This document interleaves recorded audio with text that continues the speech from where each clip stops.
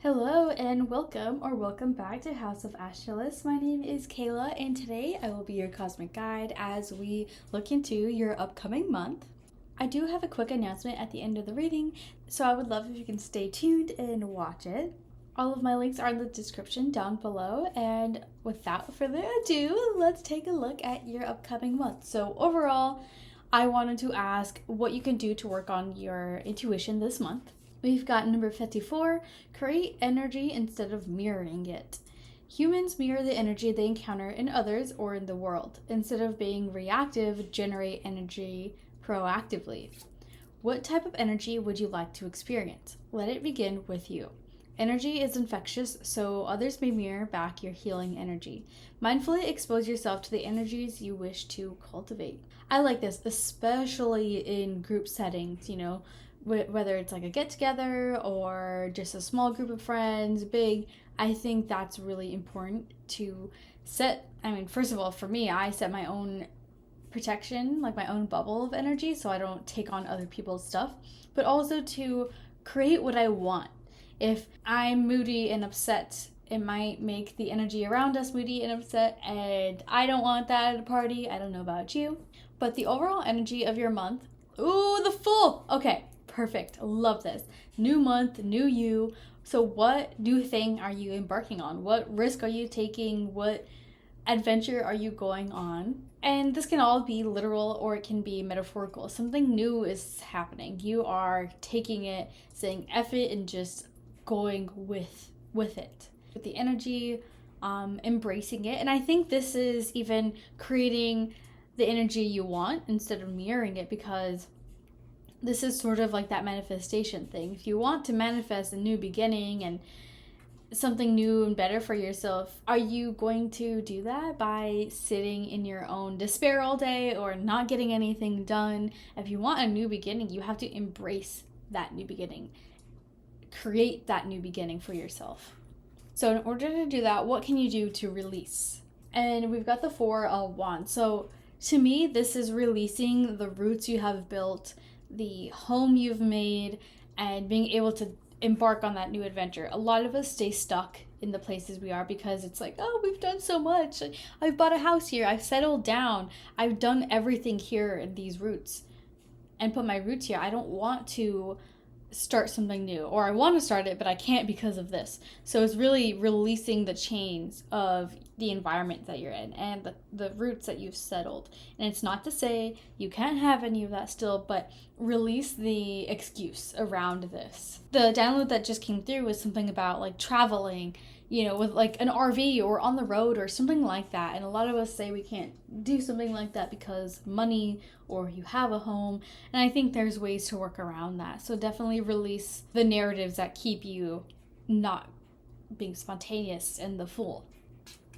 So next up, we've got the Ten of Wands, and this comes up as what you need to focus and prioritize. So focus on what is causing you to be overburdened. I was going to say overburdened and overdone.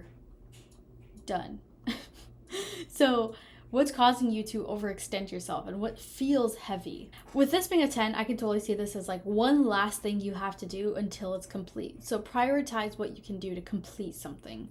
So if it's painstaking, but you have one more, just get it done. For me personally and my home, we are doing a lot of spring cleaning, and it's so annoying, honestly, but I'm hoping to be done by the end of the month and just get it over with now so that we can be free, be starting over in our home and the energy of the month.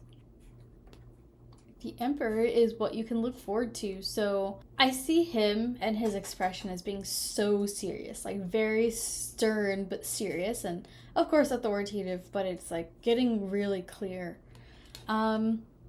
I wonder if you'll have a visit from maybe an in-law or someone who represents this strong masculine energy.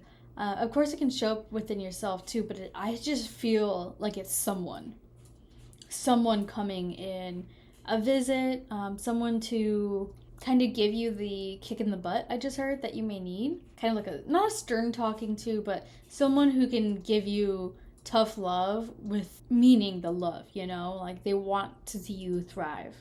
Someone to maybe even encourage you to let stuff go so that you can go experience something new. The bottom of the deck is the Empress too, so that's really interesting. You got both energies here. One's receiving and growing things, and the other is taking control of that growth and making it stable, making it into something. Next up, we've got the Two of Wands, and this being the potential challenge to navigate makes a lot of sense to me with the Fool, because it's like, great, I have this new energy to embark on, or new time in my day.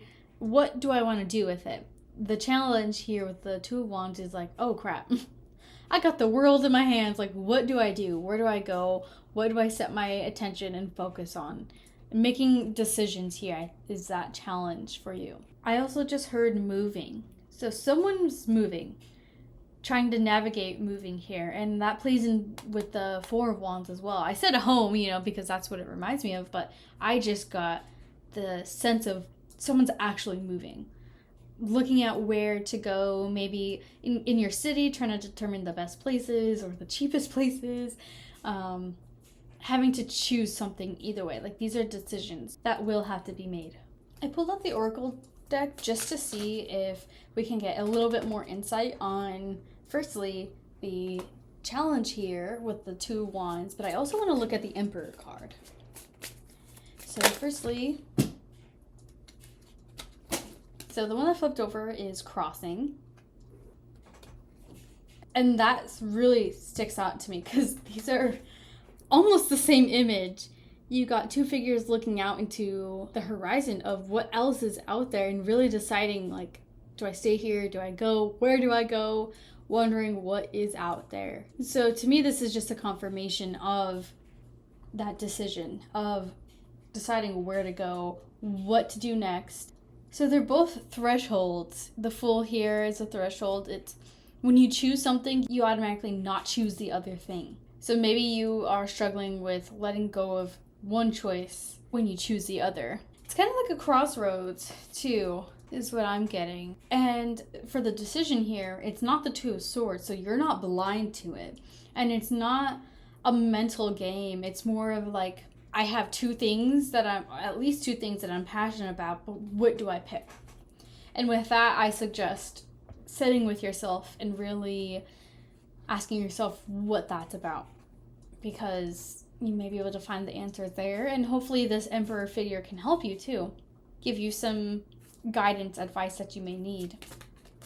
So next I'm going to ask for a little bit more on the Emperor here as what you can look forward to.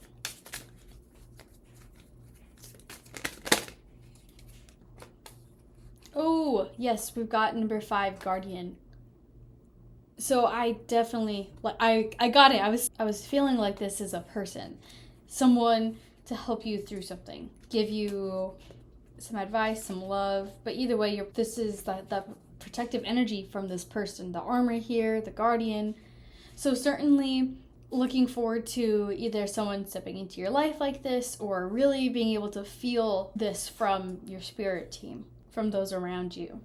So with this collective, thank you so much for being here. Thank you so much for letting me read for you. Again, the announcement will be at the end of the video, but I look forward to reading for you again next time. May you have a fantastic month ahead.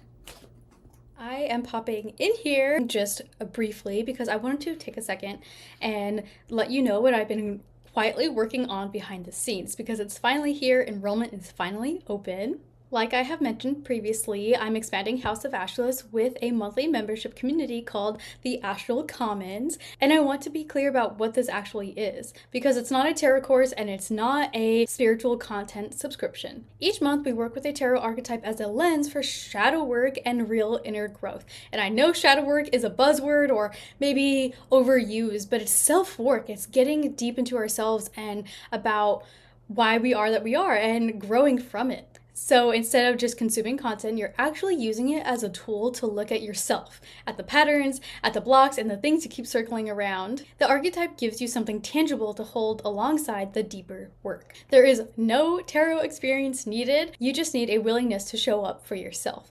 But the cool thing is that if you are wanting to learn tarot, this embodiment practice and this way of getting deeper with the cards in a self-reflective lens will actually help you with certain meanings or just being able to have your own meaning for that card when it may come up for you. So you don't have to read from the textbook and have to see what the guidebook says and what the key words are, because you'll have your own experience about this card. There are 3 tiers depending on how you like to work. If you are more of a solo, self-paced person, the entry tier gets you a monthly packet, reflection prompts, and access to the growing resource library. If you want community alongside the work, the middle tier adds a live monthly call and our Discord space. Here we can chat with each other back and forth about how the card is showing up for us that month and how we're experiencing that card, because all of us have our own take on it and it shows up differently for all of us, and I think that's so cool. It's so important for us to realize, oh, this card came up for you that way and it came up for me this way, but they're both valid. Just like the tarot has so many different meanings. It's okay and it all matters, and it's just another thing to add to your bank of situations about how this card may come up. And if you want the full depth, 2 calls, bonus drops, and your own individual card pull in the monthly forecast video while the group is still small, that's the top tier. Prices right now are the lowest they may ever be because I will be raising them as the community grows. So if this is calling you, now is the perfect time. Again, enrollment opens on April 26th, so by the time you will see this, the link is in the description below. So I look forward to having you there. I look forward to meeting you and doing the inner work with you, because I'm doing it alongside you. I'm doing this every month with myself, with you guys, and this is a great opportunity for me to see myself through the lens of the cards. And with that, that's my little spiel about what I've been working on, and I'm excited to be able to share this with you here and possibly see you in there.